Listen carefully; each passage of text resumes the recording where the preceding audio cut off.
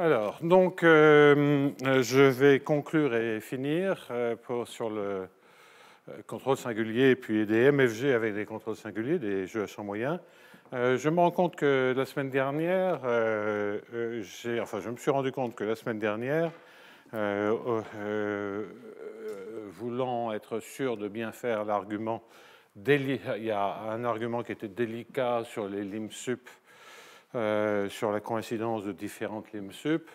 Et donc cet argument, je l'ai fait correctement, mais du coup, je vous ai dit oui, l'autre cas est facile, mais j'en ai pas parlé. Donc je fais juste un petit retour. Donc la situation, c'est on a des fonctions UN qui sont continues, c'est vraiment un lemme de topologie générale, hein, qui décroissent vers un U. Donc les UN sont continues, sont disons bornées pour simplifier. Bien. Alors, on a vu d'une part que qui est semi-continue supérieurement, automatiquement par la décroissance.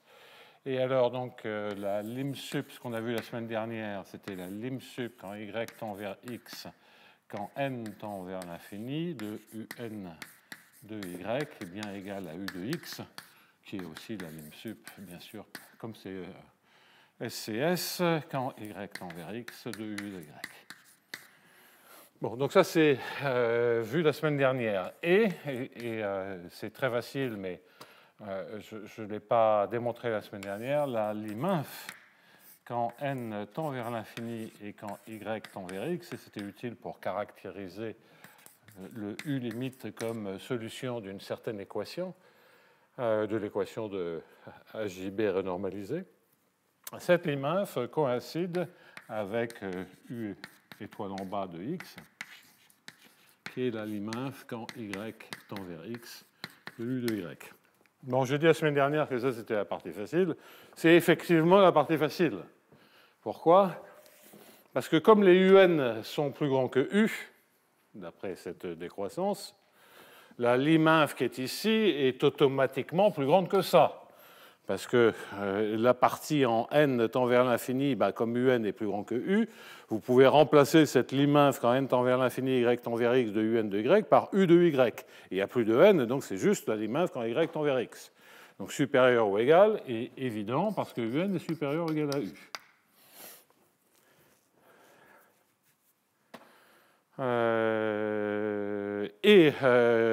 Là-dedans, ça c'est à cause de la décroissance. Et on a toujours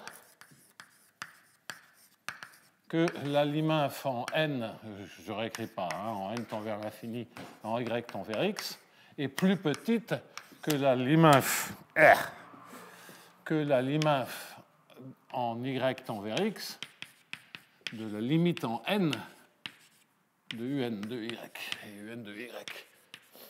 Ça, c'est automatique, hein. Grosso modo, vous êtes c'est comme si vous disiez j'ai plus de choix ici que là. Quelque part, dans cette lim inf, vous avez plus de choix que de simplement faire tendre n vers l'infini, récupérer le u de y et prendre la lim inf.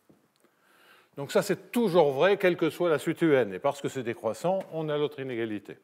Donc ça, cette partie-là était facile. L'autre partie était un peu plus compliquée avec la lim sup. Il fallait servir de la compacité fondamentalement, hein. Voilà, donc c'est facile, mais il fallait quand même que je le raconte. C'était ça la partie difficile. Comme j'avais changé tous mes signes, je me suis tellement concentré sur la partie difficile que je ne savais plus laquelle c'était d'ailleurs. Et donc, du coup, je n'ai pas fait cet argument. Alors... J'avais commencé dans ce petit tour rapide des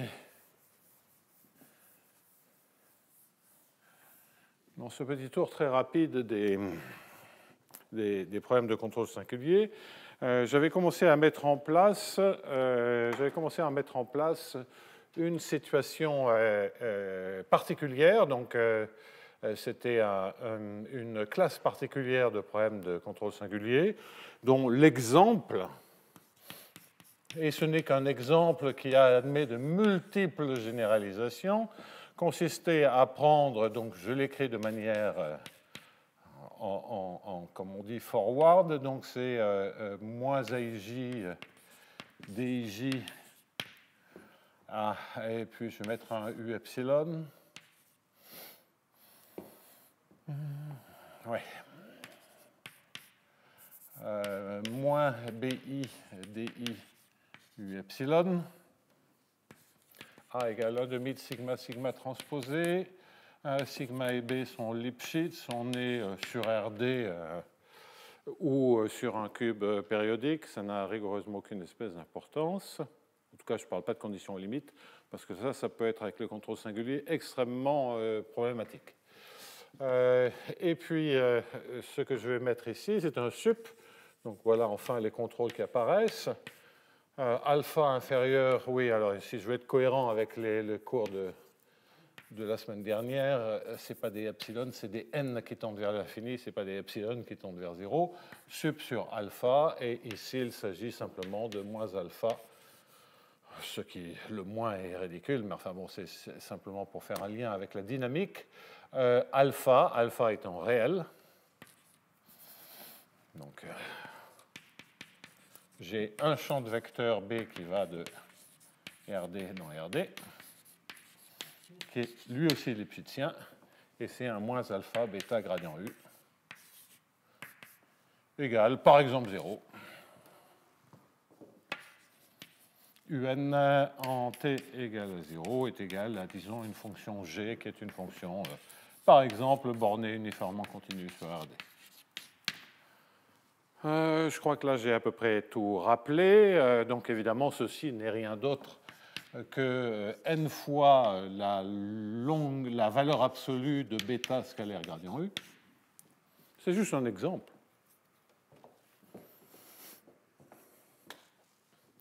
Et on se pose la question de ce qui se passe quand n tend vers l'infini.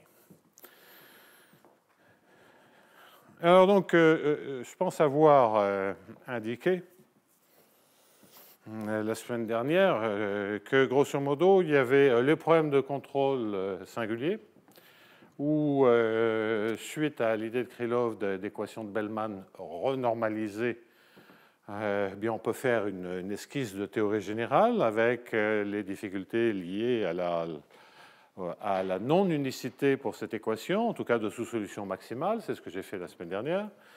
Et puis, on se rend compte qu'il y a quand même tout un tas de cas particuliers où on a envie d'être plus précis que simplement dire c'est la sous-solution maximale. Et donc, je vous ai donné un certain nombre d'exemples. Je dois dire que ces exemples, ça remonte aussi à un travail très, très, très ancien qui, là aussi, a eu, comme souvent, assez peu de lecteurs, qu'on avait...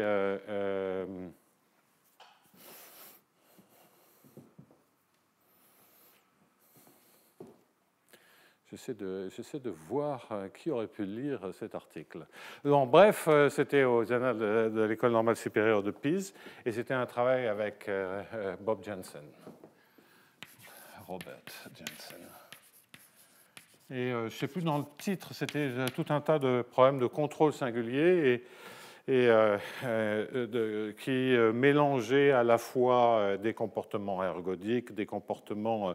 donc tout un tas d'exemples dont j'ai réactivé, enfin, quand je parlais de l'exemple où on prend... où on converge vers l'infimum, où on a une équation dans laquelle on prend l'infimum par rapport à la variable xn. Tout ça sont des exemples qui sont tirés de ce travail qui est antérieur aux solutions de viscosité. Donc on faisait ça sans les solutions de viscosité. Donc c'est quand même très ancien.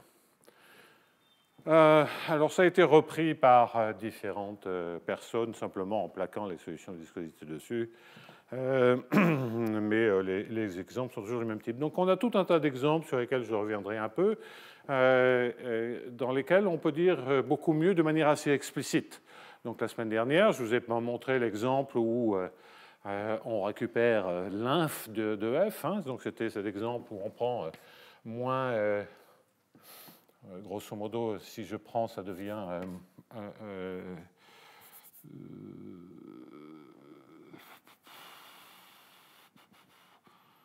je vais l'écrire, je vais le faire doucement. Sup sur les alpha inférieurs à n de moins 1 demi de alpha carré laplacien un plus un ou plus lambda un égale f.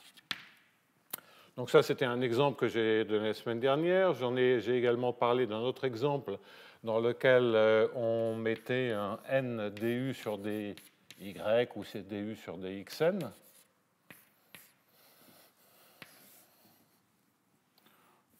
Par exemple, moins laplacien un plus un égale f.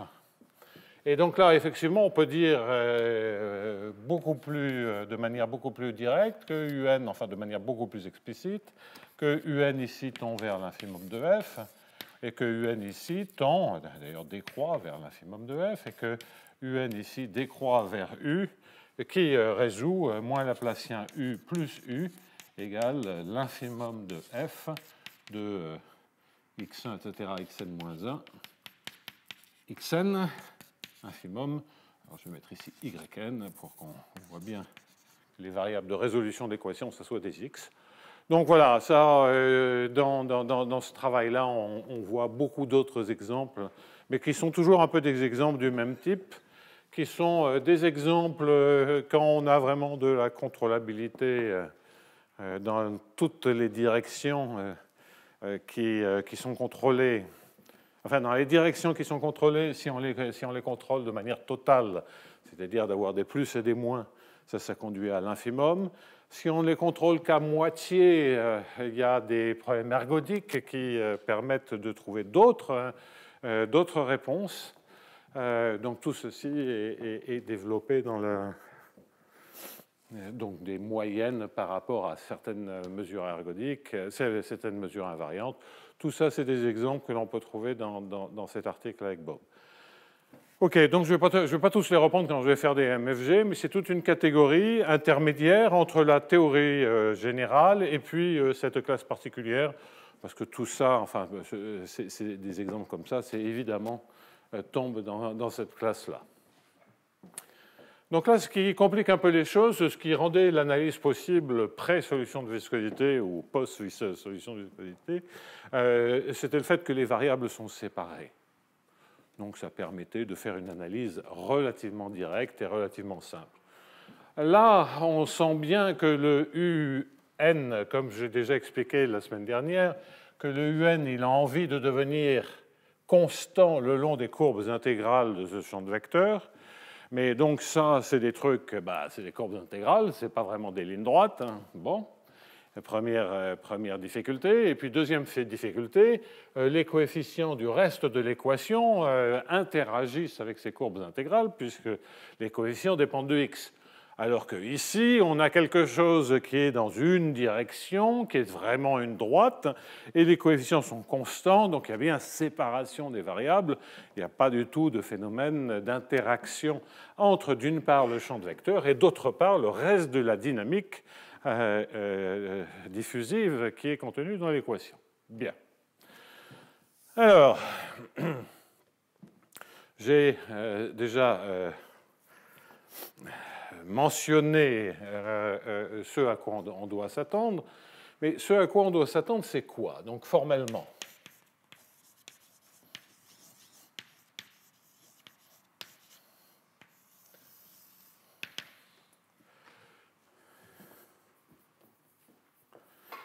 C'est toujours curieux la manière dont les matheux utilisent le mot formellement. Puisque formellement, pour nous, ça veut dire de manière heuristique, de manière imprécise. Alors que dans le sens commun, au contraire, formellement est quelque chose d'assez formel, donc d'assez strict et rigoureux. Donc attention, formellement pour moi, ça veut dire que c'est un argument avec les mains. Bon, alors formellement.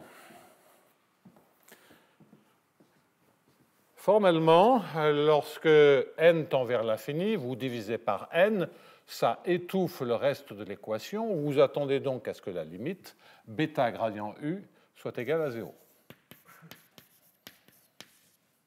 Donc un décroît vers u, qui est SCS. Bon, ça, on le sait. bêta gradient U est égal à 0. En fait, c'est quoi le HJB renormalisé? Le HJB renormalisé, c'est le maximum. On fait le calcul, hein, des du sur dt plus AU. Je vais écrire dans un instant ce qu'est l'opérateur AU. Et puis ici, ce que vous avez, c'est bêta gradient U.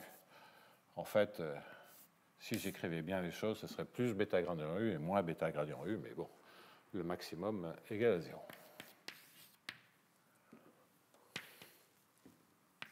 Donc je mets ça entre guillemets parce qu'on sait que c'est une solution de viscosité de cette équation réduite. On sait aussi qu'il n'y a pas d'unicité. Il n'y a pas d'unicité parce que, d'abord, il ne faut pas que j'oublie de dire des choses sur la condition initiale. Mais si on était dans un problème stationnaire, on aurait ici plus lambda U et puis moins F, et on n'aurait pas unicité pour les mêmes raisons que précédemment. On a déjà vu qu'il n'y avait pas unicité de l'équation réduite, qui n'est pas celle-ci.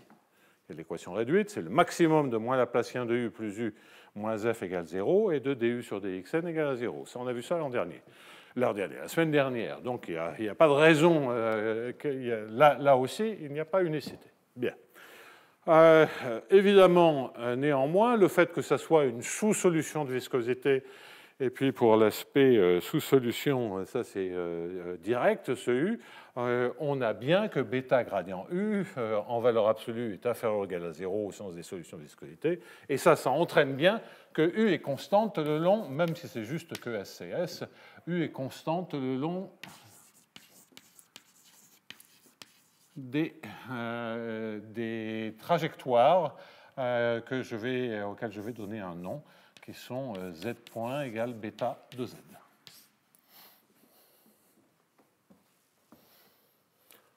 OK. Implicitement, là, quand j'écris les choses, j'ai pris un bêta qui ne dépend que de x. Bon, je pourrais rajouter la dépendance en t, mais il faut faire un peu attention à tout ce qu'on raconte avec la dépendance en t. On sent bien que c'est purement un problème technique. Bien. Donc, c'est bien gentil, mais on a vraiment l'impression que, OK, on a cette information, on a une deuxième information qui est du sur dt plus AU égale à 0, inférieur ou égal à 0. D'accord? Donc, une autre manière de dire ça, c'est de dire que U de Z de mu et de x et de t est égal à U de x et de t, quel que soit x, quel que soit t, est strictement positif. Ah! Donc, on a envie de dire ça. Et on a envie de dire aussi que c'est l'élément maximum de l'ensemble des fonctions qui vérifient à la fois constante le long des trajectoires et cette inégalité pour cet opérateur parabolique. Je ne sais pas si j'ai défini A, je ne crois pas. Donc A, c'est moins AIJ DI, c'est l'opérateur, moins AIJ DIJ, c'est le reste de la dynamique hors contrôle singulier. Bien. Donc la semaine dernière, je vous ai parlé des trajectoires, etc. Bon, pour faire un petit dessin, pour introduire d'autres opérateurs que je vais introduire maintenant. Alors, dans le cas simple où il n'y a pas d'interaction, vous voyez ce qui se passe. Indépendant de xn, OK? Et ensuite, ça vérifie moins Laplacien U plus U est inférieur ou égal à F.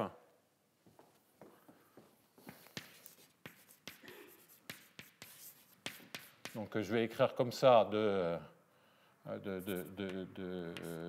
x', xn, où x' c'est les n-1 premières coordonnées, et je sais que U est indépendant de xn.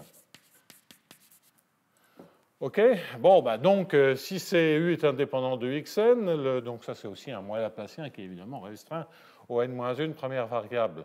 Ben, si cette inégalité est vraie, elle est vraie avec l'inf en xn, puisque ça ne dépend pas de xn. Si elle est vraie, elle est vraie avec l'inf de f, et que je veux le plus grand élément de ce qui vérifie ceci, ben, c'est automatiquement la solution. C'est le principe du maximum qui m'assure que je ne peux pas faire mieux que la solution.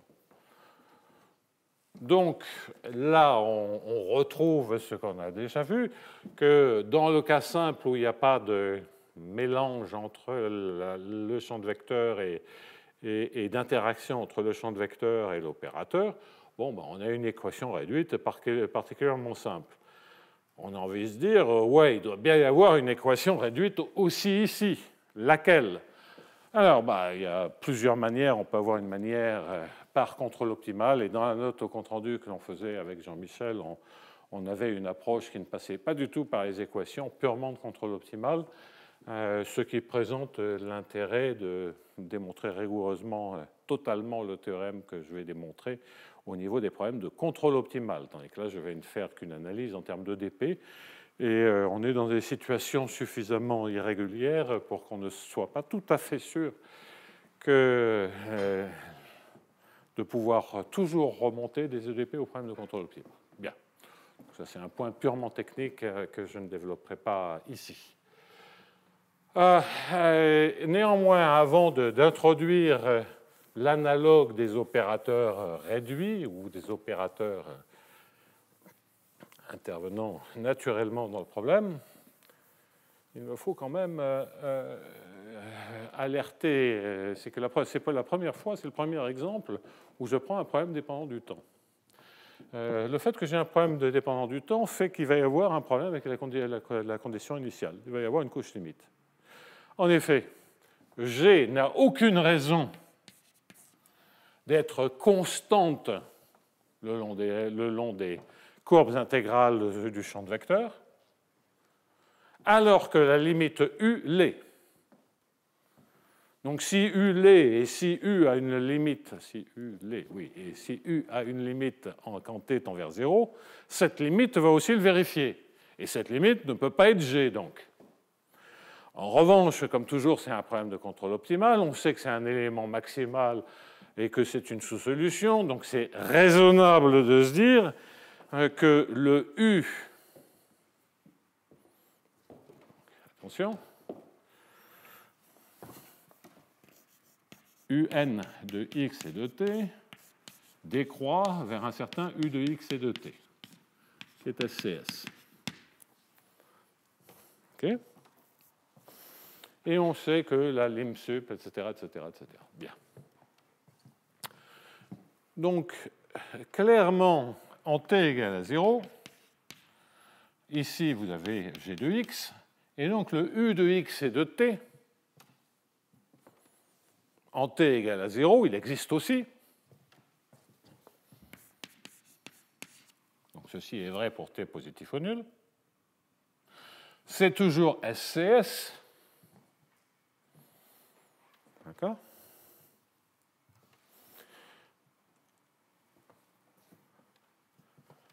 Bon.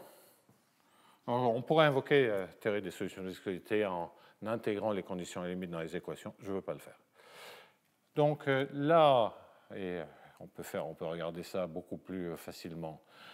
Donc ça veut dire que si je prends la lim sup quand t tend vers 0 plus, par valeur strictement positive, et même en faisant tendre y vers x, de u de y et de t, comme c'est SCS en xt positif ou nul, ceci est nécessairement inférieur à la valeur en 0, mais la valeur en 0, c'est G. Donc si ça prend des conditions initiales, ça prend des conditions initiales qui sont en dessous de G. Bon, c'est toujours l'aspect sous-solution maximale. Donc si c'est la sous-solution maximale ici, je peux imaginer que la condition initiale que je récupère,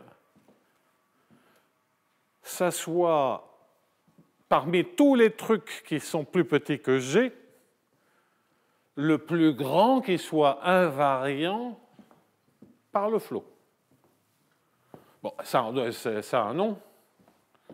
C'est simplement de dire que je m'attends à ce que U en t égale à 0 soit égal à l'infimum sur tous les mu dans R de G de Z de mu et de X. Alors, en prenant mu égale à 0, c'est inférieur à G. C'est invariant par le flot. Et c'est le plus grand machin invariant par le flot qui sont inférieurs à G de manière évidente. Ah, donc on a trouvé la condition initiale. Donc ça, évidemment, c'est un truc qu'on n'avait pas vu jusqu'à présent, parce que c'est un aspect de couche limite. Il y a un décrochage en t égale à 0 du UN. Bon, ça, c'est pas très gênant. Et vous voyez que ça ressemble quand même à essayer de prendre sur la condition initiale l'inf de ce que j'avais appelé f de x' et de xn par rapport à tous les xn, parce que la dernière coordonnée, la droite, enfin faire bouger les xn, c'est exactement regarder le flot dans la direction en. Donc ça, c'est simple. En revanche, ça ne nous dit toujours pas quelle équation faire. Bon, mais alors, bon, on peut raisonner de plusieurs manières différentes.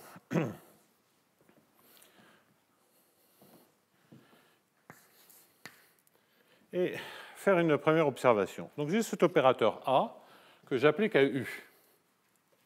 U qui est une fonction de x. Mais U est invariant. Donc qu'est-ce que ça veut dire? Ça veut dire que A, AU au point x, c'est aussi AU de la fonction z de mu et de point. D'accord? Le tout au point x.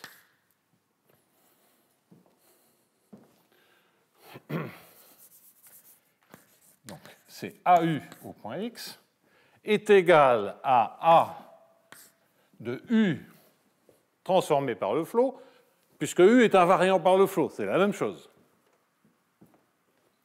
Et je regarde ces opérateurs au point x.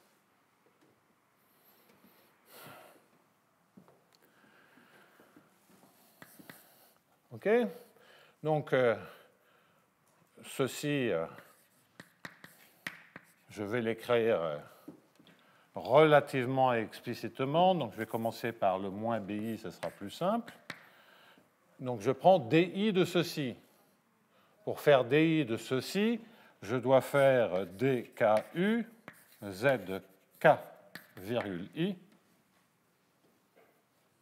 D'accord? Alors, attention, ça, c'est au point X, et ça, c'est au point Z. Et les points là-dedans, ça compte. C'est au point X, parce qu'après, j'applique tout ceci au point X. Ça, c'était le terme du premier ordre. Alors, le terme du deuxième ordre, il faut faire ce calcul, donc il y a de fortes chances que je me plante lamentablement. Donc, moins AIJ X, ça c'est correct. Ensuite, donc, imaginons que j'ai dérivé par rapport à I et avec AIJ. Donc là, j'ai récupéré un DK. J'arrive même plus à me relire. DKU. Donc ça va être, allez, on va aller doucement, DJ2. Ouais. DJ2, DKU au point Z, ZKI.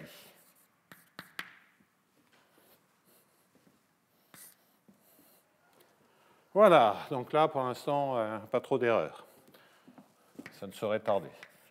Donc, moins AIJ, je dérive deux fois. Donc là, on va avoir DKL, U en Z, ZKI.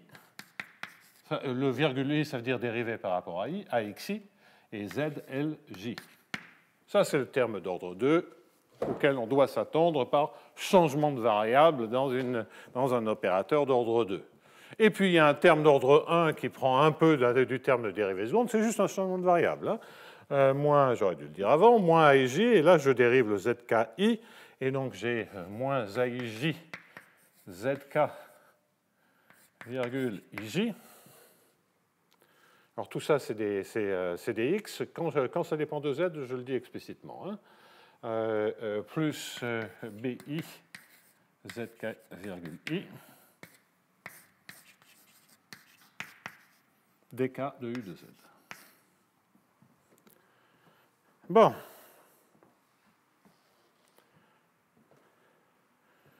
Donc ça ressemble à un opérateur.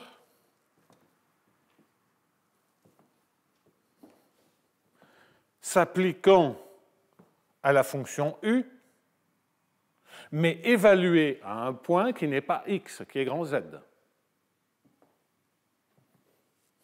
D'accord ? Donc si je veux en déduire un opérateur évalué au point X, un nouvel opérateur au point X, que dois-je faire? Eh bien, je dois dire que tout ceci, c'est égal à un opérateur qui, à la fin, ne dépend que de mu, c'est-à-dire de combien je suis allé le long de la courbe intégrale, de U au point X. Et comment on calcule les coefficients de A mu de X? Je vais le réécrire comme ceci. On va dire que c'est AIJ. Mais si je pense que Z, c'est le point, donc là, je vais dire AIJ, ZK, virgule I, ZK, virgule J. Tout ça, ça dépend de X. Mais X, ce n'est pas le point en lequel je regarde.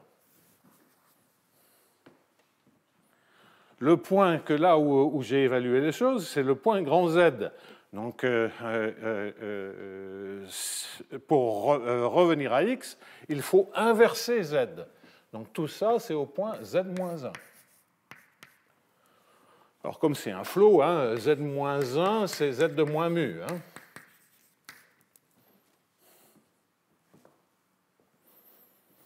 Bon, après, je vais écrire ça de manière beaucoup plus condensée. Qu'est-ce que c'est cet opérateur à mu?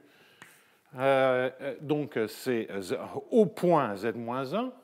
Maintenant, je vais avoir dkL de U au point X.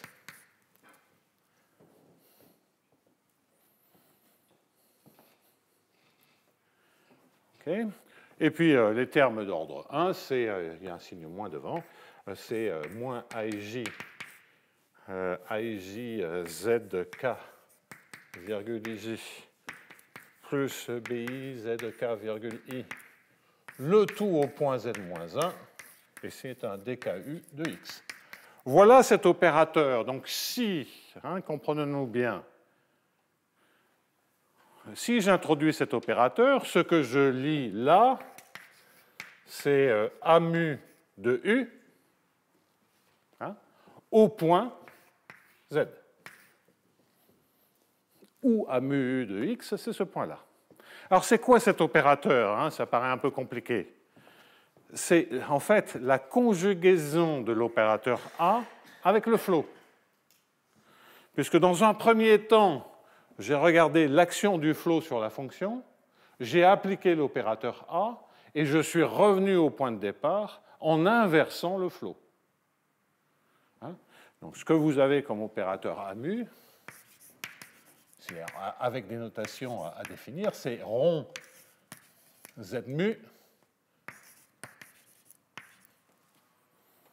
C'est cette conjugaison-là. Enfin, qu'est-ce que ça veut dire? Ça veut dire que chaque fois que je l'applique à une fonction, l'opérateur Z mu, c'est simplement le passage du flow. Et là, je suis vraiment en train de me servir de l'invariance le long du flow à travers tous ces opérateurs conjugués, ce qui correspond d'ailleurs au passage au petit dessin que j'avais fait la semaine dernière, où je disais, mais je peux sauter, si je suis invariant le long de la courbe intégrale, je peux sauter lors d'une courbe intégrale, j'applique ensuite la diffusion, et puis je fais le saut inverse. C'est exactement ça en termes de générateur infinitésimal, c'est exactement ce que je suis en train de faire. simplement le delta t où j'ai laissé faire la diffusion, je l'ai fait tendre vers 0 et j'ai sorti le générateur. Donc en fait, le crowbar que j'avais fait la semaine dernière, c'était un crowbar de conjugaison de flow ou de semi-groupe. Bien. Qu'est-ce qu'on déduit? Bon, ça, après tout, c'est une notation et on a obtenu ça. Bien, grâce à l'invariance de U, ce que l'on voit tout de suite, c'est que comme conséquence, toutes les propriétés précédentes me disent tout de suite que du sur dt plus A mu de U est inférieur ou égal à 0.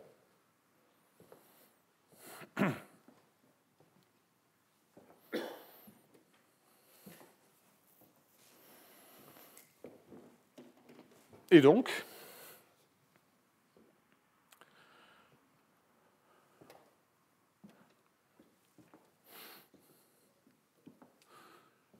et que bien entendu, si c'est l'élément maximum ici, et bien entendu c'est équivalent, invariant. Puisque dans cette collection, pour mu égale à 0, j'ai l'opérateur A. L'opérateur A mu, c'est A0 égale A.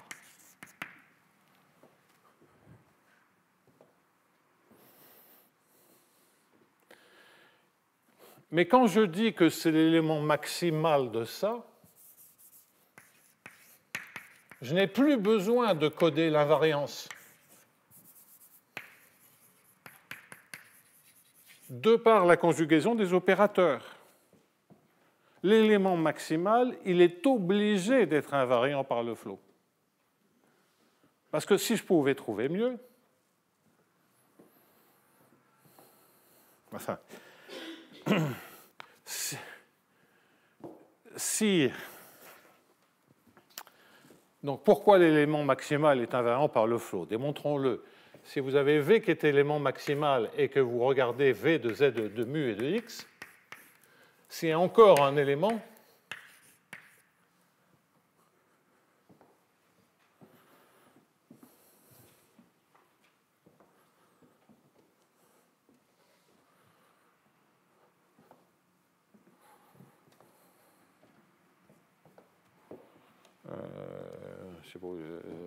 c'est encore un élément parce que les inégalités vont être toutes vérifiées. Excusez-moi, là c'est quel que soit mu dans R.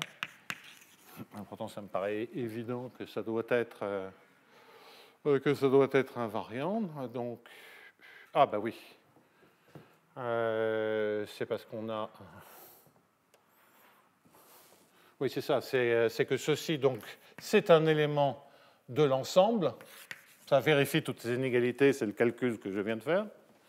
Puisque maintenant, si je regarde l'opérateur A mu associé à un Z2, alors ici je vais mettre lambda, quel que soit lambda, bah, ça devient l'opérateur A mu plus lambda, c'est les flots. Donc ça veut dire que ceci est inférieur à V de Z, V de X, quel que soit lambda réel, et surtout quel que soit X. C'est l'élément maximum. Et ça, si vous avez un flot et que vous avez cette inégalité, ça veut bien dire que V est constante le long du flot. Puisque ici, maintenant, vous pouvez mettre X, enfin, vous pouvez changer, comme vous avez tous les X, ici, vous pouvez mettre un nouvel X qui est Z de lambda et de X. Enfin, bref, vous servez de la propriété de flot.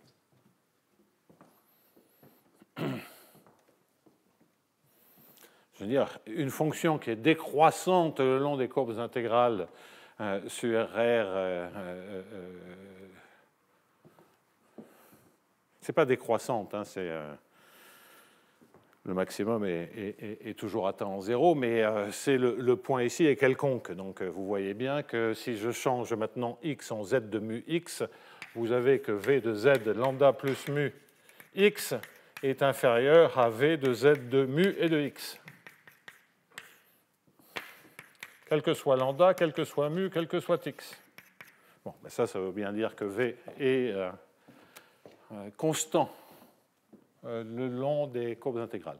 Donc l'élément maximal, il a automatiquement, du fait que si je fais cette composition de V avec le flot, je préserve toujours cette inégalité, l'élément maximal, il est toujours invariant.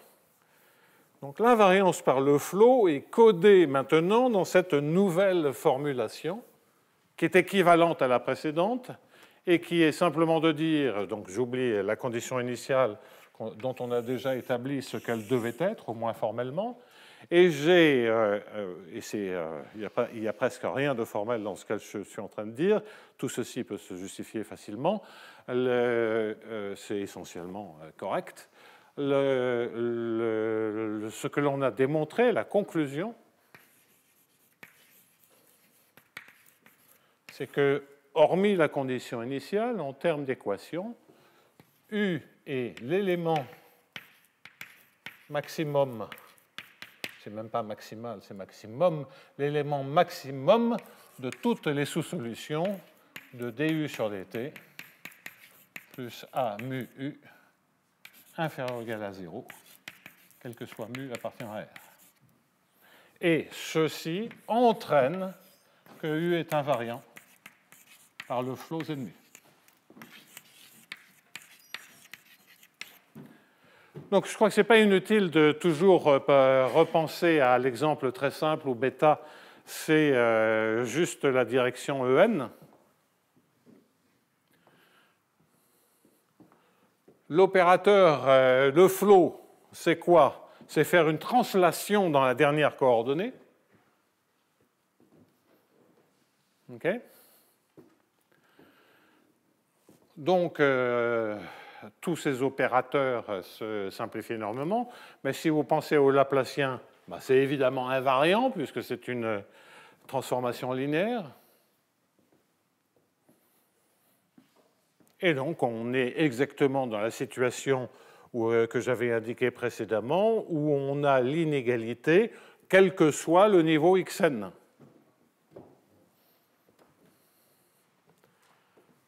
Et donc, on a exactement la même propriété avec toutes les inégalités, quel que soit le niveau du flot. Là, c'était quel que soit xn. Ici, c'est quel que soit mu.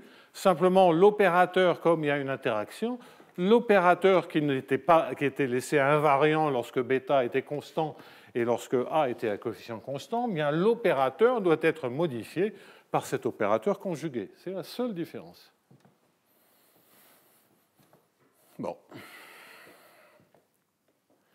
Et donc ça, en général, donc ça on peut, dans la note de compte-rendu avec Jean-Michel, on démontrait ça sur les formules de contrôle optimal en écrivant un nouveau problème de contrôle optimal associé à ceci et en disant les deux sont égaux. En termes d'équation, voilà une équivalence qui est totalement justifiée avec une condition initiale qui est celle-ci. En quel sens, je ne veux même pas rentrer dedans.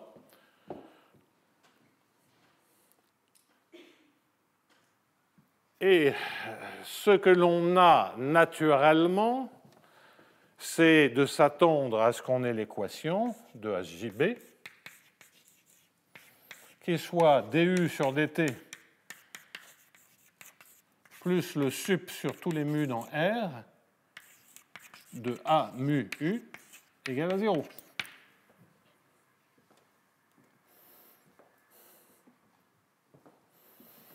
Et ça, il faut des hypothèses pour pouvoir écrire cette équation. Quel est le problème? Le problème, c'est que par rapport à mu, les coefficients ne sont pas nécessairement bornés. D'accord? Alors, c'est une affaire un peu subtile. Pourquoi ils ne sont pas nécessairement bornés? Parce qu'ils font apparaître les dérivés du flot.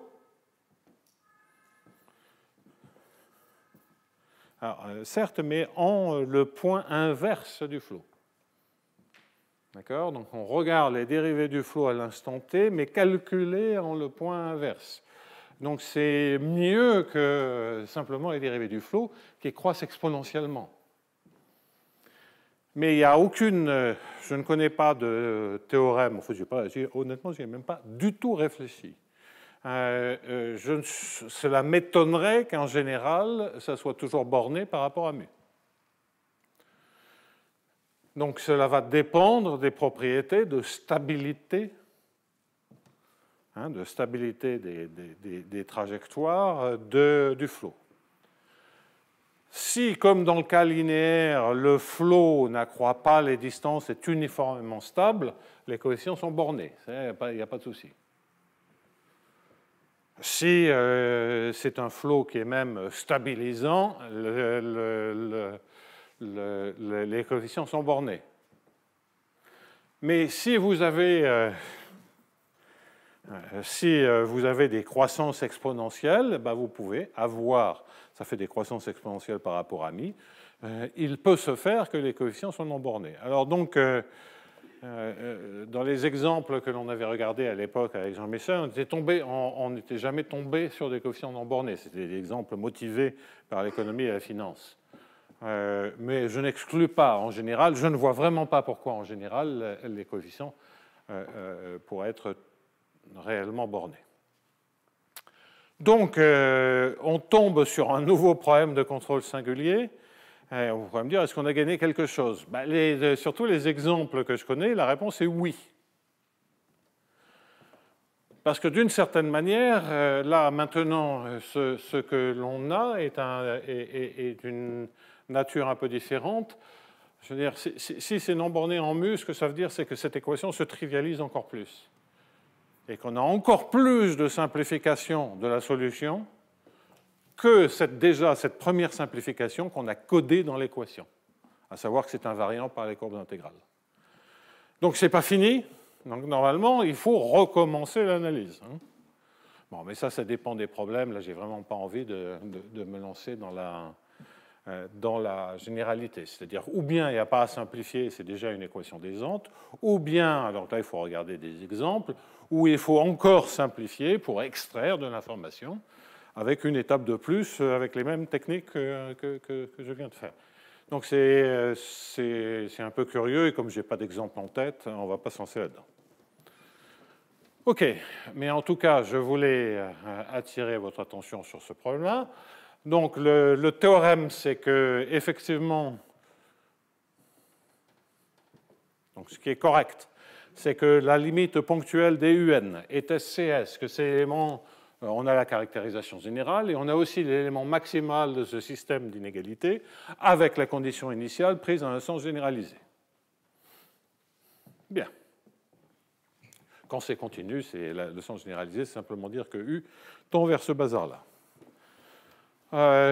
Et quant à écrire ces équations, cette équation plus précisément, là, ça dépend, il faut des hypothèses sur le flot, sur la bornitude des coefficients. Voilà, donc je vais arrêter là sur le contrôle singulier. Qu'est-ce qu'on déduit de tout ce bazar? Étant entendu qu'il y a de multiples variantes de cet exemple. Donc je vais en citer quelques-unes comme ça rapidement.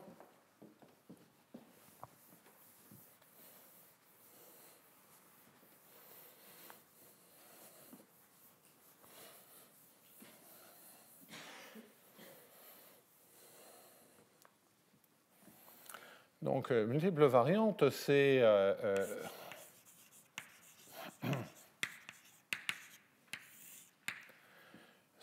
par exemple déjà qu'au lieu d'avoir un champ de vecteur bêta de RD dans RD, vous en avez plusieurs.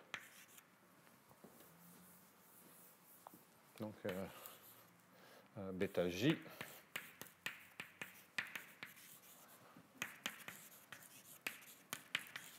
Et vos contrôles, c'est sur les alpha J. Et chacun d'entre eux est non borné.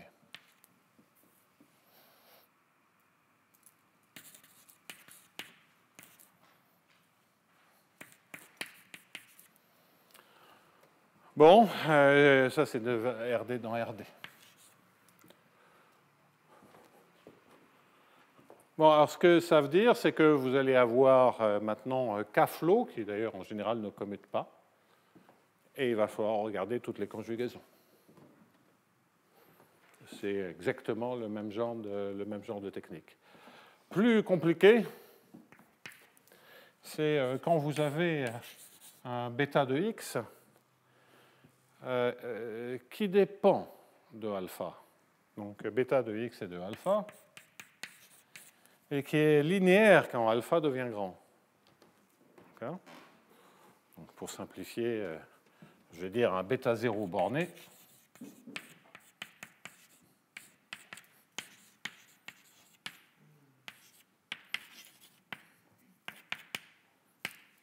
Et prendre bêta de x. Donc en fait, vous allez garder les contrôles bornés et de manière découplée, gérer ces contrôles-là. Pourquoi? Parce que ces contrôles-là, ça correspond à dire que je me permets des alpha immenses, où le bêta 0, même plus que borné, tend vers 0 quand alpha tend vers l'infini. Je vais faire simple, vers l'infini. Éviter des trucs un peu plus compliqués. Et le flow, comment il apparaît? Donc la courbe intégrale, on va toujours avoir qu'associé à bêta de 1, en se permettant des alpha aussi grands que l'on veut, comme ça reste borné par rapport à alpha, eh bien, on va toujours avoir que c'est invariant par le flow associé à bêta 1. Et l'idée, c'est quoi? C'est qu'on prend des alpha très grands sur des temps tout petits, des alpha immenses sur des temps tout petits, qui font que tout le reste de la dynamique, je l'oublie, et c'est comme si je sautais instantanément le long de la courbe intégrale.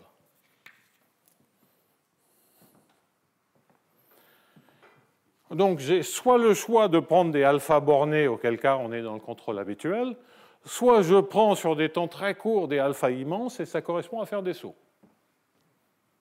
que je ne paye pas. D'accord? Eh bien donc, vous devez combiner les deux. Et d'une certaine manière, le problème se révèle être essentiellement équivalent à un problème où vous auriez ici deux contrôles différents.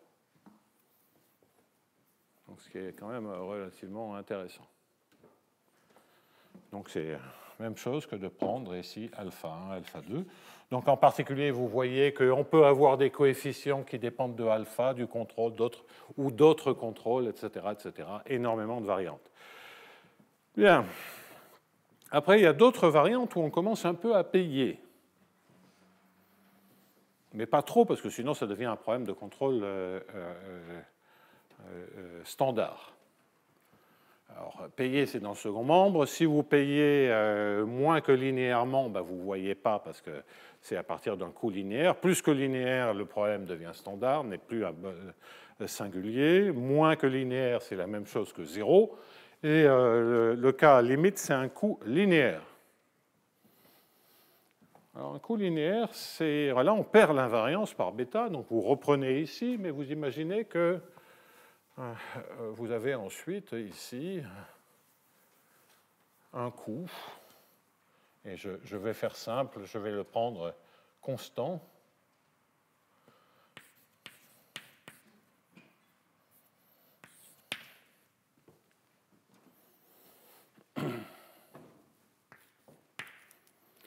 Bon, alors là, les situations changent un peu parce que vous pouvez vouloir regarder un saut, dire je prends un alpha très grand et je saute. Mais si je fais ça, j'ai un coût. C'est-à-dire que pour sauter de mu, grosso modo, il faut que je paye L mu. Et donc, j'ai plus l'invariance. Et je vais typiquement avoir des choses comme U de Z mu est inférieur à U plus L mu.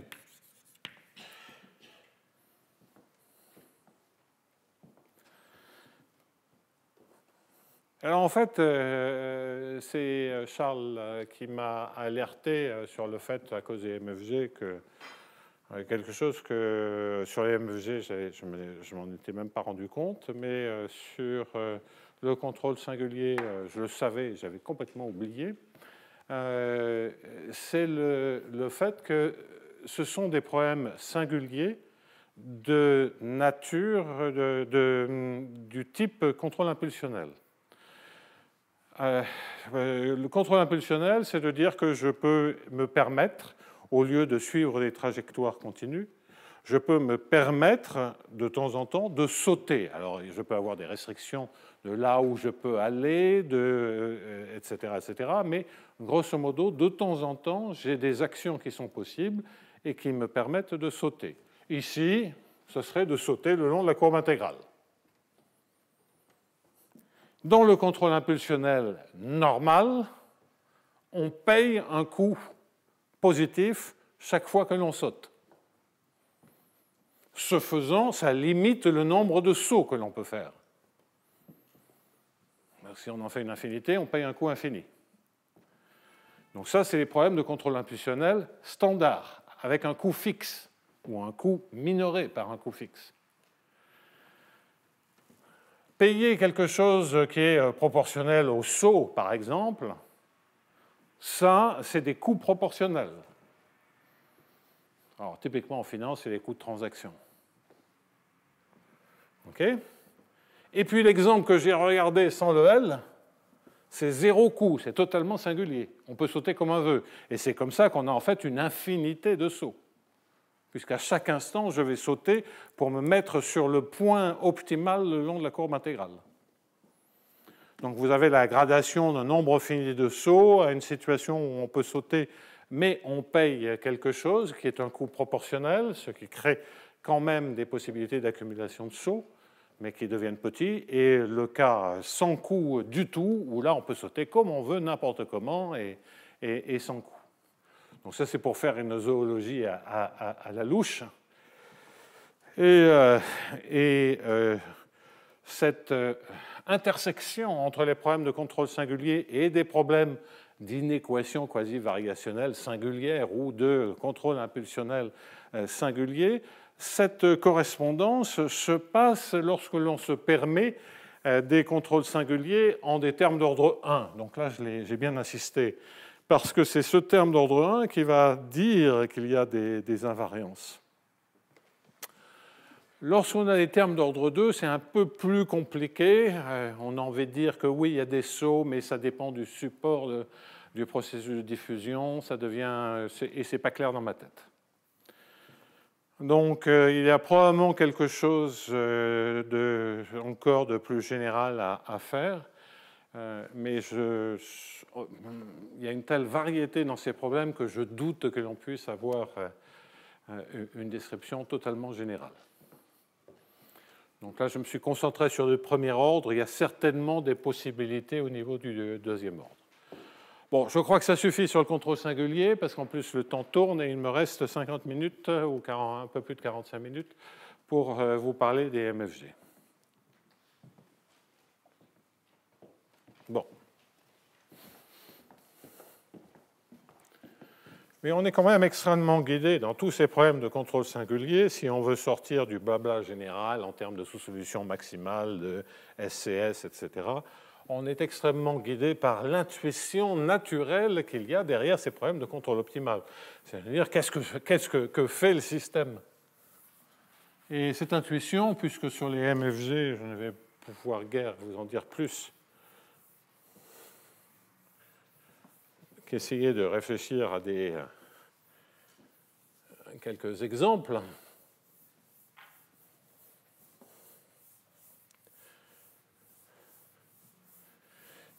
Donc pour les MFG, je ne veux absolument pas et ne sais absolument pas faire une discussion générale comme je l'ai faite avec une équation de HJB renormalisée. On peut écrire des trucs, mais la question, c'est pas tant sur les fonctions valeurs dans les MFG, c'est vraiment sur les densités dans les situations où donc je ne vais parler que de situations où on peut écrire un système forward-backward, c'est-à-dire qu'il n'y a pas de bruit commun. Encore une autre histoire. Donc, MFG, sans bruit commun.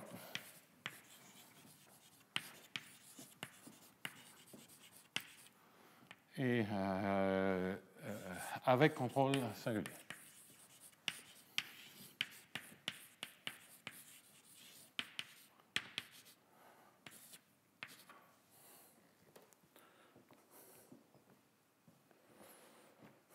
OK.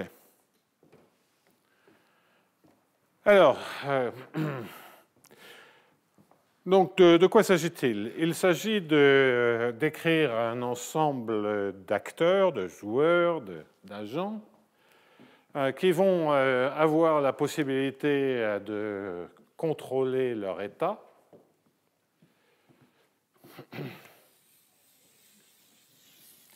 Et simplement, on va leur donner la possibilité d'utiliser des contrôles qui sont éventuellement non bornés, sans limitation.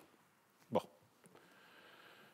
Et les équilibres de MFG ont comme objectif de décrire le comportement optimal d'un joueur générique et la dynamique globale que cela induit pour la population de joueurs. D'où, dans le cas, en tout cas sans bruit commun, on va avoir deux équations pour l'équation de la décision optimale d'un joueur générique et de l'évolution temporelle de la population. Ces deux équations vont coder d'une part le contrôle optimal, donc une sorte d'équation d'Hamilton-Jacques-Hellman dans laquelle on pourrait considérer qu'on connaît l'évolution de la dynamique de la population, et puis l'évolution de la dynamique de la population qui est guidée par le contrôle optimal, par les décisions des joueurs. Donc on va avoir deux difficultés. Si on pense à un contrôle singulier, sans même écrire des équations, on va voir la difficulté qu'il y a une équation d'Hamilton-Jacques-Hellman qui est déjà mal barrée, c'est ce qu'on vient de voir. Et puis, on doit prendre le contrôle optimal pour en déduire une dynamique de la densité des agents.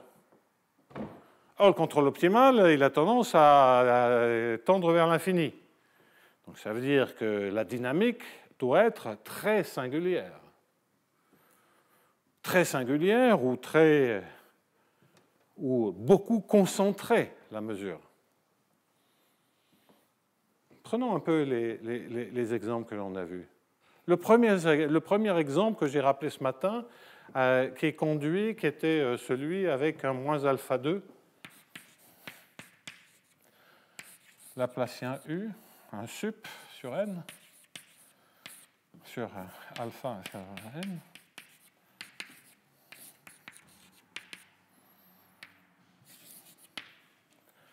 Donc, on dit que UN décroît vers l'infimum de F sur RD. Qu'est-ce que ça veut dire? Ça veut dire que le brownien contrôlé par sa volatilité, qui est ici, où je me permets, à la limite, n'importe quelle diffusion. Que la trajectoire optimale, c'est d'aller instantanément, grâce à ma diffusivité infinie, d'aller instantanément au point de minimum et d'y rester en débranchant le contrôle. Donc c'est un contrôle hyper singulier. Mais ça veut dire quoi? Ça veut dire que si derrière, j'ai plein d'agents qui partagent le même coût, là il n'y a pas d'interaction si c'est un seul F, qu'est-ce qu'ils vont faire? Ben, ils vont tous aller au point de minimum. Et puisque c'est la trajectoire, instantanément, ils sont un peu partout, et puis la dynamique, c'est de tous les amener au point de minimum. Donc instantanément, ben, on voit que la densité, c'est une masse de Dirac au point de minimum. Ah.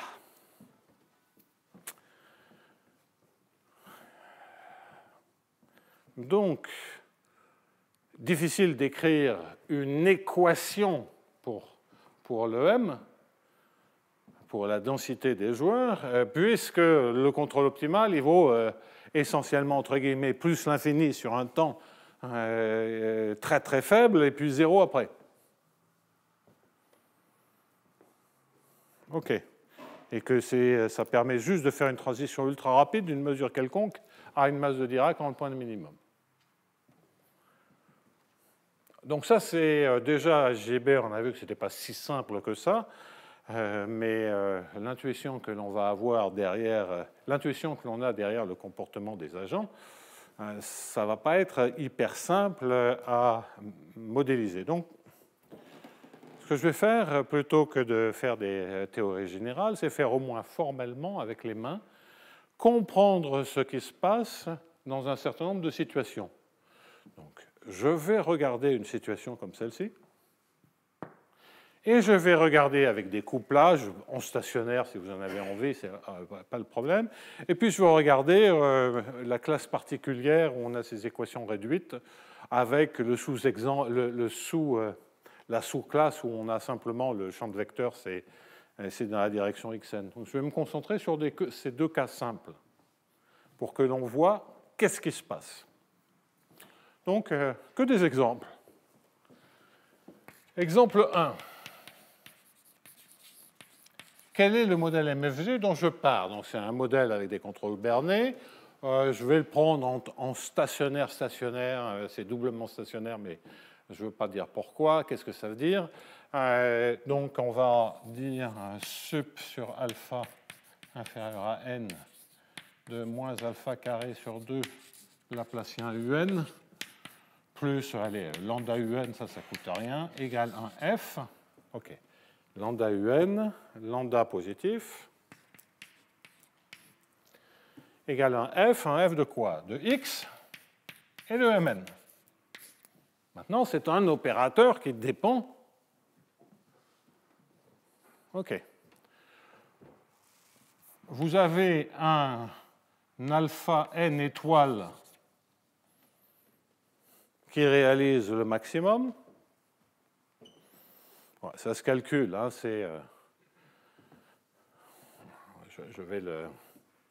il va être défini partout, sauf au point où Laplacien un vaut 0. Et si moins Laplacien un est positif, le sup ici, c'est bien entendu n. Et s'il est négatif, c'est moins n. Donc, ça fait n signe de moins Laplacien un. OK? Et le signe, je répète, il est bien défini, sauf si moins Laplacien un est égal à 0. Bon, je néglige ce problème-là. Pardon? Ah oui. Oui, attends. Non, pourtant, il y a bien l'inf. Ça peut pas être. C'est pas n carré moins Laplacien un.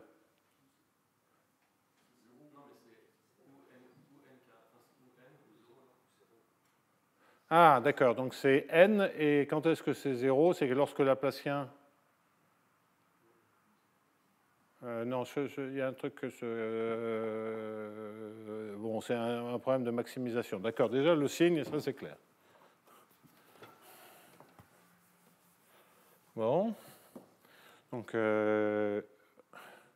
c'est 0 si moins Laplacien un est négatif, et c'est n et c'est n si moins Laplacien un est positif. Donc c'est signe plus de moins Laplacien un. C'est-à-dire 1. Là on est d'accord, j'ai pas dit de conneries là, c'est bon? OK. C'est-à-dire 1, la fonction indicatrice de moins Laplacien un positif ou nul. OK. Bon. Et alors, quelle est l'équation sur la loi des agents dont la dynamique est guidée par le alpha n étoile, eh bien, cela va être moins dij,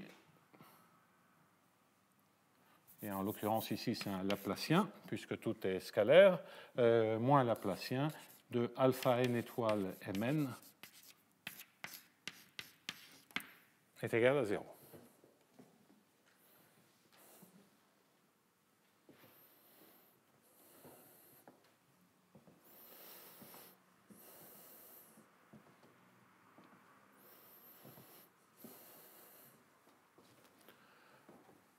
Bon. Alors, si f est monotone, il y a en un sens correctement interprété une unique solution de ce problème. Ce n'est pas tout à fait standard parce que ce sont des équations, c'est des MFG du deuxième ordre, mais ce n'est pas trop gênant. Formellement, qu'est-ce qui se passe? Donc, vous voyez que cette limite ici, là, sur l'équation, on ne pourra absolument rien dire. C'est un n, ça vaut soit 0, soit plus l'infini. Donc, donc, ça veut dire que là où ça tend vers plus l'infini, le mn va tendre vers 0. Le produit peut être n'importe quoi. Donc, il n'y a pas des masses d'informations. Avec un peu d'imagination, on se dit quoi? On se dit que UN, si tout converge bien, pensez que l'opérateur qui à Mn associe le F est régularisant. Donc j'ai des mesures de... Alors il faut normaliser ça, hein, intégrale de Mn égale à 1. J'ai des mesures de proba, on oublie les problèmes à l'infini, il n'y a pas de problème de compacité. Donc les Mn ou une sous-suite convergent, donc les Fn qui sont ici convergent uniformément. Donc ça converge vers un truc qui est un f de x et de la limite faible de m. Et donc pour un, c'est pratiquement la même chose que si j'avais la limite, l'équation limite. Et l'équation limite, on le sait, ce que ça fait, ça tend vers l'infimum. Donc on s'attend à ce que un, et c'est même démontrable, converge vers l'infimum pour les x dans Rd de f de x et de m, où mn, à une sous-suite près, converge faiblement au sens des mesures vers m. Et puis, je suppose que j'ai des bornes, soit un peu de compacité étroite, soit je suis dans un cube de périodicité. Donc ça, c'est bien. Il y a 1 sur lambda qui flotte, pardonnez-moi. Et là, j'ai extrait toute l'information de l'équation de HJB. Elle est là. Maintenant, il faut que je dise quelque chose sur le M. Et la seule chose que j'ai envie de dire, c'est que les agents, ils vont à un point de minimum de F. D'accord? Et donc, je m'attends à ce que support de M soit contenu dans l'argmin de la fonction f de point et de m. Donc, vous fixez m, vous regardez l'ensemble des minima de ceci. Ah, c'est l'inf qui est ici, là. Et vous voulez que le support de m soit contenu dedans. Et vous tombez sur l'exemple que je donne dans tous mes exposés un peu généraux, et donc j'en vois 2 qui rigolent parce qu'ils ont dû l'entendre au moins 10 fois, cet exemple. 10 fois, j'exagère, mais pas loin. Ça t'a paru, c'était peut-être pas 10 fois, mais ça t'a semblé que c'était 10 fois, c'est ça? Oui, je pense que c'est toi qui as le record dans la salle, là, je pense. Parce que Charles est plus jeune, donc il a quand même échappé au moins aux 2 tiers des... de ces exposés. Donc, pour ceux qui ont eu la chance de ne pas écouter ces exposés généraux sur les MFG, c'est l'exemple que je considère comme toujours très très simple de jeu statique et que j'appelle où est-ce que je vais mettre ma serviette sur la plage. D'accord? Et qui consiste à dire que oh Yann, tu l'as entendu, parce que tu as l'air tout à coup, tu avais l'air surpris tout à coup. Hein? Tu dormais, pardon, je t'ai réveillé. Et donc, effectivement, c'est de dire j'ai un profil de coût qui dépend des autres, parce que, par exemple, je veux être à un endroit où il n'y a pas trop de monde, je veux être pas trop loin d'une buvette, et je choisis un point en tenant compte de ces deux critères, où je pèse la distance par rapport au point d'intérêt, et d'autre part, la présence dans un voisinage des autres. Donc ça, c'est le M. La dépense en X va traduire tout ceci. Eh bien, l'équilibre MFG pour ce problème statique, où c'est un jeu où on joue une seule fois, on choisit un endroit, eh bien, cet équilibre MFG est donné précisément par le support de M et contenu dans l'argmine. Et en fait, c'est celui qu'on retrouve là, avec un problème dans lequel on se permet une diffusion maximale. Donc vous avez exactement le même jeu, parce qu'au fond, c'est ça. Hein, la structure du coup, c'est toujours la même. Mais simplement, au lieu d'avoir des gens qui, effectivement, marchent à un endroit et vont poser leur serviette, c'est comme si vous aviez des bêtes qui ont une agitation absolument maximale. Et à la limite, c'est comme ceux qui vont directement à l'endroit où se répartissent naturellement sur la plage. Donc c'est assez rigolo de retrouver cet exemple très classique sur les MFG là. Bon, je voulais vous mentionner ce petit exemple où, grâce au caractère très très très simple, très particulier de la limite de HJB, on peut dire beaucoup de choses. Mais ce que l'on apprend avec cet exemple bébête, je vous l'accorde, c'est que, grosso modo, on s'attend à ce que le M se concentre en certaines zones qui sont naturellement importantes dans le problème. Ici, c'est juste le point de minimum. Okay. Passons au deuxième exemple, parce qu'en fait, la recette, déjà pour comprendre ce qui se passe, c'est l'idée que grâce au contrôle singulier, on a des mouvements brutaux visant certaines zones. Ces mouvements brutaux, par exemple un point de minimum, ces mouvements brutaux vont se traduire par de la concentration de la mesure sur ces ensembles. Là, c'est...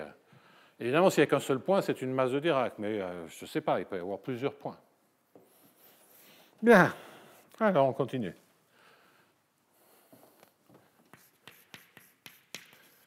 Donc, deuxième exemple, je vais toujours le faire en stationnaire, et ça va être moins laplacien UN, et je vais mettre ici plus n fois du sur dxn,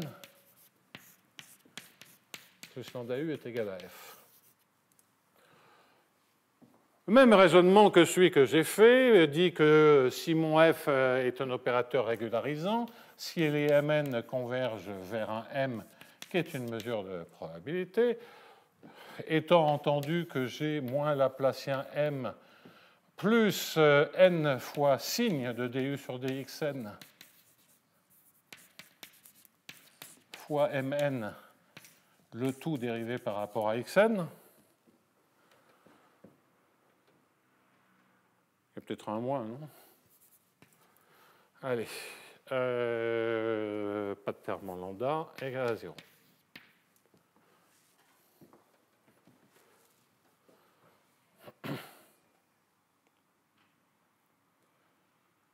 Ouais. Alors, qu'est-ce qu'on a envie de dire? continuons à faire ces analyses formelles. On apprend quand même pas mal de choses là-dessus. On voit que U, on doit s'attendre à ce qu'il soit que UN converge vers U, qui est la solution qui ne dépend que des n-1 premières variables. C'est ce qu'on a appris. Si l'opérateur au second membre est régularisant, bien avoir un F ou des Fn qui convergent vers F, c'est la même chose.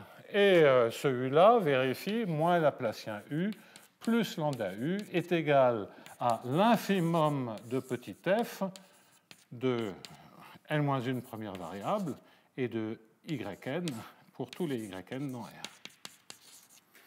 Donc je balaye la courbe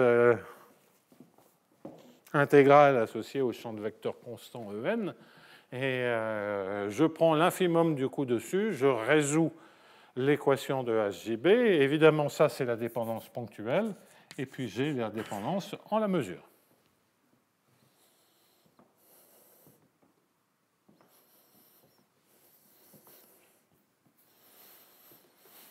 Bon. Alors maintenant, on refait le raisonnement que l'on vient de faire, intuitif, et qui était tout à fait correct ici. C'est un peu plus compliqué. Parce que dans la manière quand on parle de concentration, eh bien, par rapport au x', la mesure, elle va être diffuse. J'ai quand même un Laplacien en m ici. Donc, ne serait-ce que si je prends la moyenne, la marginale au n-1 première variable, c'est-à-dire que j'intègre cette équation dans la direction xn, ça disparaît, et je récupère que moins Laplacien de cette marginale est fixe, c'est harmonique, donc ça converge très très bien, c'est régulier, c'est une très belle distribution. En revanche, en xn, je m'attends à ce qu'il y ait un phénomène de concentration en le point de minimum. Donc, c'est comme si on avait quelque chose qui ressemble à un m de x', n-1 première variable, à la limite, fois un delta de xn étoile qui est le point de minimum. Ça ressemble à ça, par rapport à xn. En tout cas, si on a un unique point de minimum. Puis c'est un peu compliqué parce que le point de minimum, là, il dépend de m. C'est le même problème qui est ici. Donc on n'est pas très bien barré pour donner un sens à ça. Peut-on donner un sens plus faible? Alors, essayons. Donc on s'attend à ce que m, ça soit ça. On a vu aussi, c'est ce que je vous indiquais, que moins Laplacien de l'intégrale de m dxn, moins Laplacien par rapport au n-1 première variable, c'est 0. Pourquoi? Parce que simplement, j'intègre par rapport à xn. J'essaie d'accumuler les informations. Est-ce que j'ai une équation supplémentaire? Oui et non. C'est-à-dire, si Mn converge faiblement au sens des distributions vers quelque chose, c'est-à-dire pour la compacité, j'ai que moins Laplacien Mn converge vers quelque chose. Et donc, tout ce bazar-là converge vers quelque chose. Mais je ne sais pas quoi, je ne peux pas l'identifier.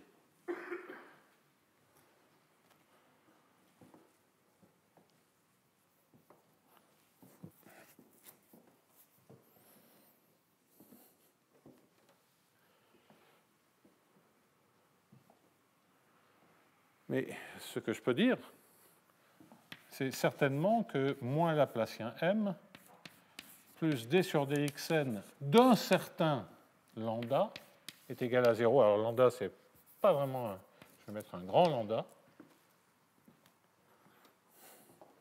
est égal à 0. Où lambda, c'est un multiplicateur de Lagrange. Un multiplicateur de Lagrange qui n'est pas associé à la contrainte sur M, parce que je n'ai pas de contrainte sur M. Mais il est associé au fait que U ne dépende pas de x1, xn. Parce que U est indépendant du xn. Donc le fait que U soit indépendant du xn, ça doit se traduire quelque part dans le système d'équations par un multiplicateur de Lagrange. Et ça se traduit sur l'équation en M. Donc là, on tombe sur des choses qui sont assez amusantes.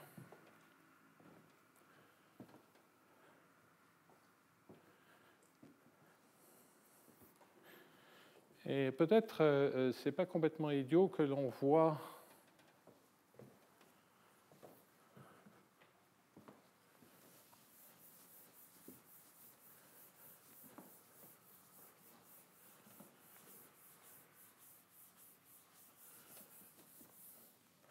donc une remarque, lorsqu'on a des formulations comme ceci, je progresse dans la compréhension petit à petit à travers des exemples un peu plus compliqué. Dans les MFG, lorsque l'unicité que l'on sait démontrer de manière un peu générale, l'unicité est associée à, d'une part, de la convexité des Hamiltoniens, ce qui est le cas ici, et est associée aussi au F qui soit monotone, et même strictement monotone dans un cas où l'Hamiltonien n'est pas strictement convexe, comme cela. Bien. Et la technique d'unicité vient toujours du fait que grâce à la convexité d'une part et la monotonie de l'autre, on obtient la bonne inégalité en multipliant, si vous avez UM et U'M', deux solutions, en multipliant l'équation satisfaite par U moins U' par, vous multipliez par M moins M', donc équation de U moins équation de U' multipliée par M moins M',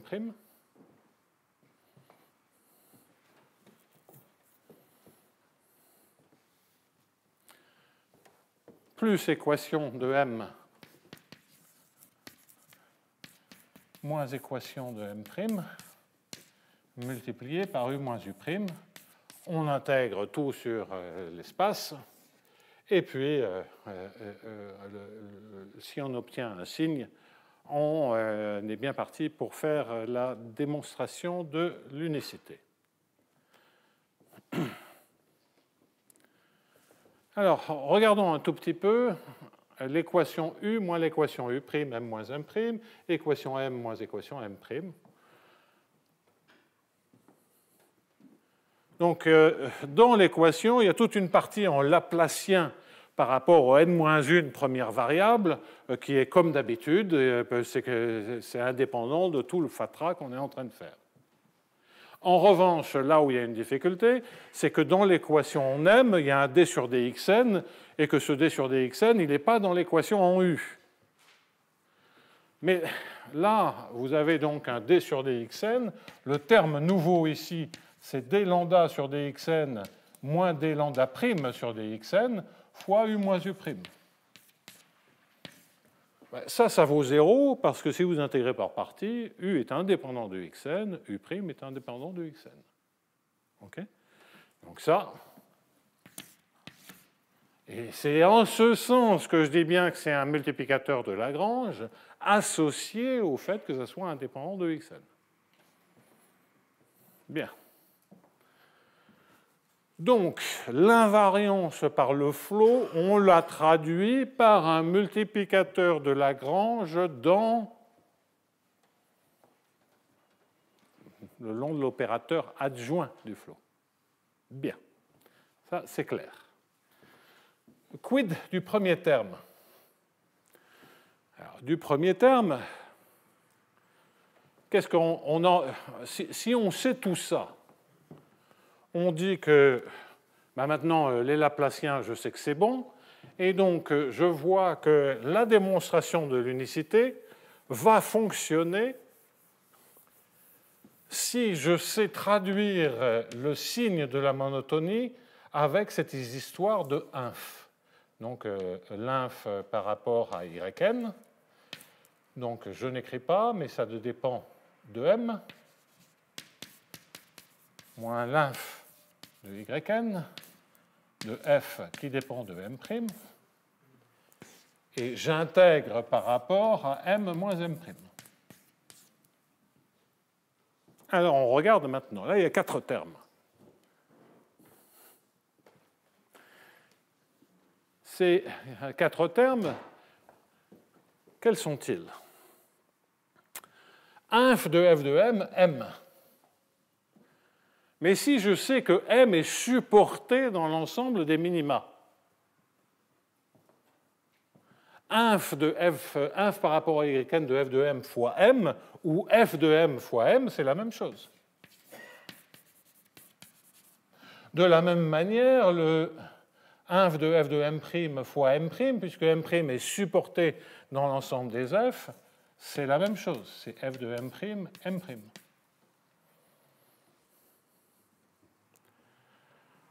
Ensuite, il me reste donc les 2 termes avec des moins.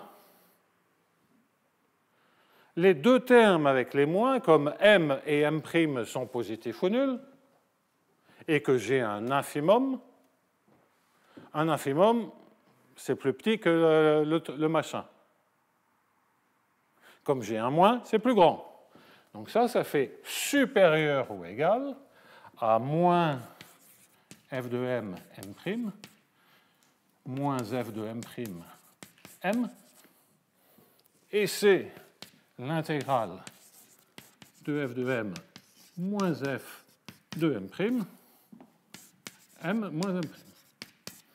Et donc, ça, c'est le bon signe strictement monotone. Si m est différent de m', c'est strictement positif. Et c'est comme ça, si on a 0 de l'autre côté, c'est comme ça qu'on obtient l'unicité. Et donc, le mécanisme, c'est de dire, d'une part, j'ai les conditions de signe sur les trucs croisés, et d'autre part, je sais que m est supporté par le point de minimum en xn. Bon, pas très, très agréable de dire que m est supporté. Mais en tout cas, on comprend pourquoi, formellement, cela donne l'unicité. Cela donne l'unicité parce qu'on a l'invariance par le flot et qu'on a un multiplicateur de Lagrange et qu'on s'attend à ce que m soit concentré à un endroit où ça donne les bons signes sur la monotonie.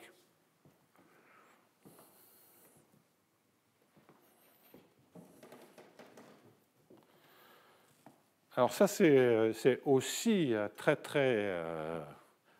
ce genre d'argument, c'est aussi, ça fait penser, il y a des raisons, furieusement à aux idées introduites par Charles pour résoudre les problèmes d'obstacles et les problèmes de contrôle impulsionnel pour les MFG.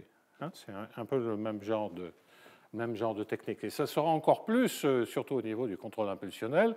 Et j'ai déjà précisé qu'il y avait des liens avec le contrôle impulsionnel a posteriori. Donc tout ceci n'est pas surprenant, même s'il y a un aspect un peu plus singulier par certains côtés et aussi plus régulier par d'autres. Donc c'est légèrement différent, mais il y a une très grande similarité.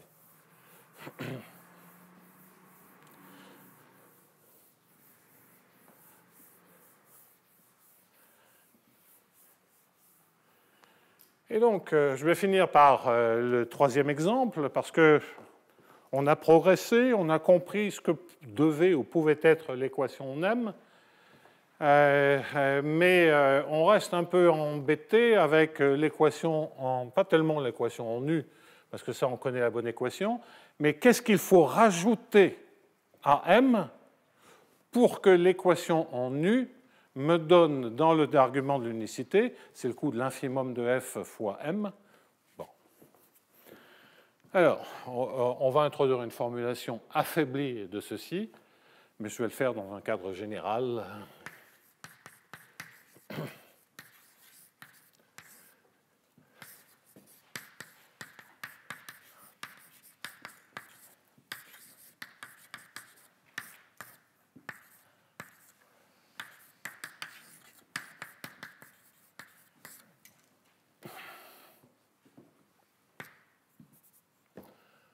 Ouais, alors avec ces histoires de signes.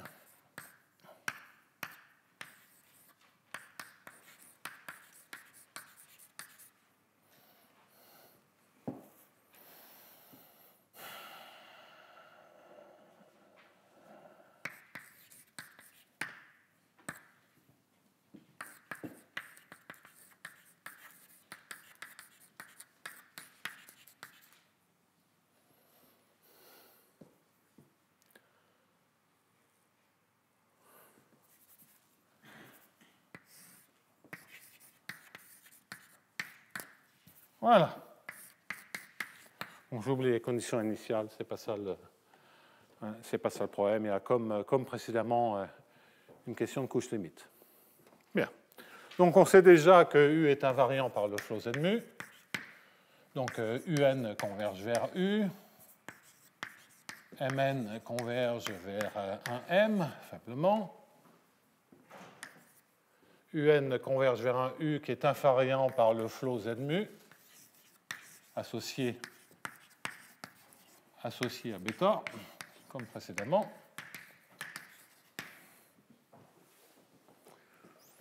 À quelle équation s'attend-on pour la limite U? On s'attend à ce que U vérifie sup. Le sup sur tous les mu des opérateurs conjugués à mu, etc. Que ça soit ça, cette équation. Et en revanche, on ne voit vraiment pas comment, si ça c'est le sup, si c'est le sup pour U, on ne voit vraiment pas pourquoi l'opérateur dual de l'opérateur conjugué à mu apparaîtrait sur la limite. Ça serait assez miraculeux. Ce n'est pas tout à fait ce qu'on voyait. Donc la réduction, elle est vraie pour l'équation de HJB, mais elle n'est pas spécialement pour le MFG. Bon, alors, qu'est-ce que l'on sait? On sait que du sur dt plus AU est inférieur ou égal à f, et que c'est invariant, et que c'est l'élément maximal.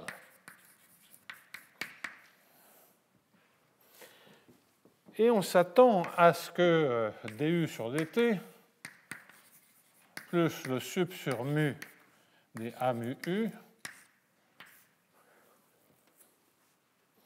soit égal à F. Bon, j'écris les choses comme ça. Hein. Et donc, au point X, je vais avoir l'égalité quand précisément le sup sur mu est atteint en mu égale à 0. C'est-à-dire que le meilleur point le long de la courbe intégrale, c'est le point mu égale à 0. Alors, ce n'est pas vrai pour tous les x, mais par courbe intégrale, il y en a au moins un. Okay, donc, je change un tout petit peu le point de vue. Au lieu de dire je regarde toute la courbe intégrale, ben, comme je peux regarder tous les points, il y a au moins un des points le long de la courbe intégrale qui va marcher. Ah. Gardons ça en tête, l'élément maximal, et on garde cette idée. Qu'est-ce qu'on peut dire sur le m? Oh bon, ben on s'attend à ce que moins dm sur dt plus a étoile m. Ben, qu'est-ce que je peux dire de tout ce bazar-là? Je ne sais plus où j'ai marqué, il est là. Ben, c'est bêta fois quelque chose. Merdier infâme, mais c'est bêta fois quelque chose. Et donc, le multiplicateur de Lagrange associé à l'invariance. L'invariance pour le flow, c'est dire quoi? C'est dire bêta gradient U égale à 0.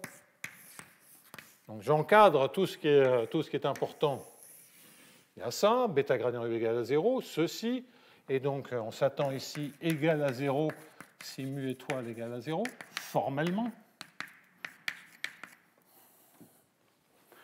Et ici, j'ai moins dm étoile plus a étoile m, plus divergence de bêta m égale à 0, bêta lambda, pardon, égale à 0. De sorte que si je veux démontrer l'unicité, je vais multiplier les équations satisfaites par m moins m', c'est-à-dire divergence bêta lambda moins lambda prime, par u moins u'. En intégrant par partie, ça me fait b gradient u moins u', ça vaut 0. C'est comme tout à l'heure. Donc ça annule. C'est bien le multiplicateur de Lagrange associé à cette contrainte. Lorsque je prends comme produit scalaire, entre guillemets, m fois u. Donc c'est en disant que c'est une équation sur un système UM, mais que la première équation pour la composante U, c'est l'équation M. C'est comme dans les systèmes hamiltoniens, on fait tourner. OK ? Et en ce sens-là, c'est un vrai multiplicateur de Lagrange. OK. Donc ça, on comprend.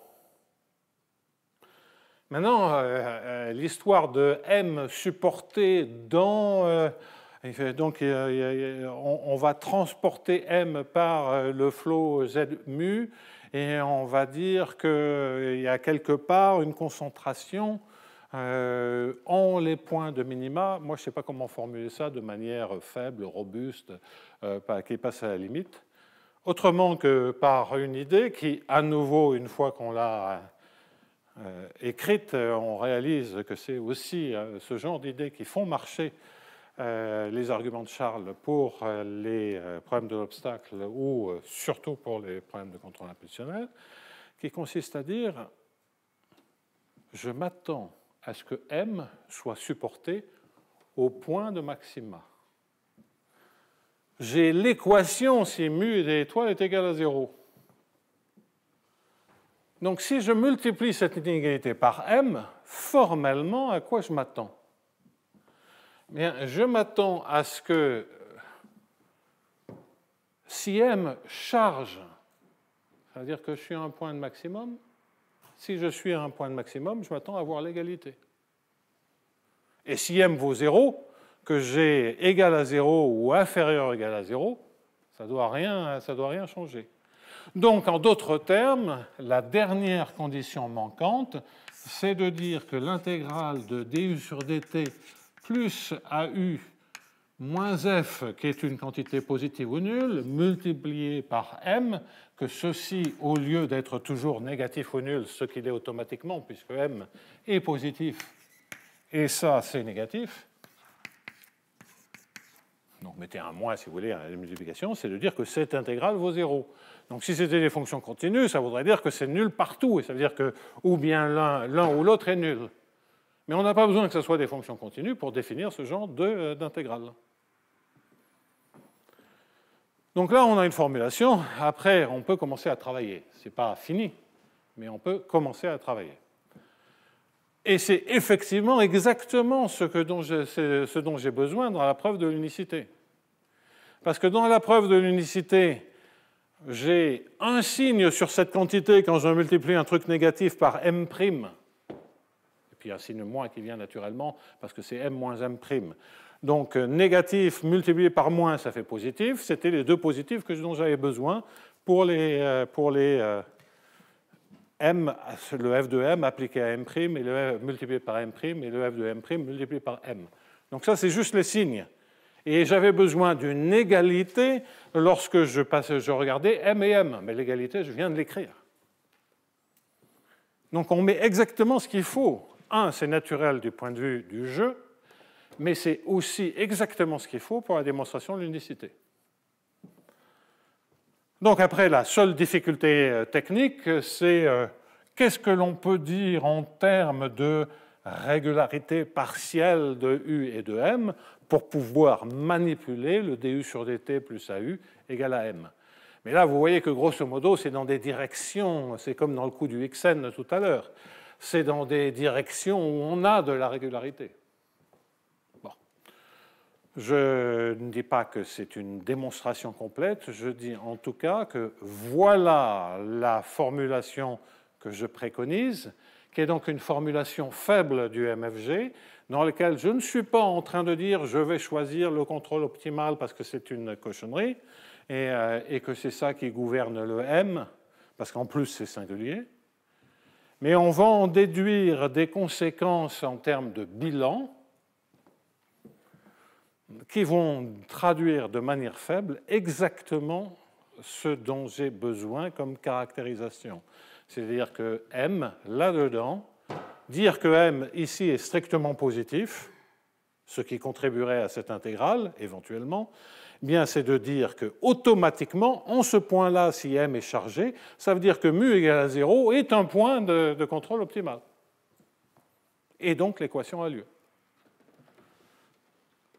Donc, j'extrais de l'information qui, en fait, suffit, parce que c'est vraiment de dire qu'en ce point-là, c'est un contrôle minimal, c'est un optimum. C'est vraiment de dire que le support est contenu dans l'ensemble des minima, entre guillemets. Enfin, le support, le long, c'est le long de la courbe intégrale, c'est vraiment pénible à écrire proprement. Et en plus, assez instable, parce que l'ensemble des points de minima, ça bouge, ça peut bouger beaucoup avec des petites perturbations. Tandis que là, on a des formulations qui sont très stables. Voilà donc ce que je voulais vous dire rapidement sur les MFG avec contrôle singulier. Je me suis borné à écrire quelques exemples, mais vous voyez apparaître fondamentalement comment on peut aborder ces problèmes.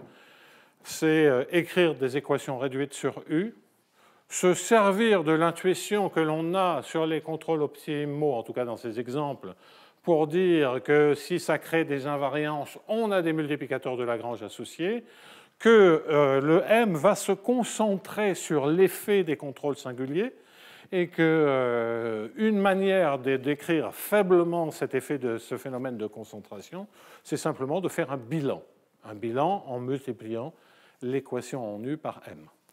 Donc voilà ce que je voulais vous dire sur les MFG. On pourrait en dire beaucoup plus, mais point trop n'en faut.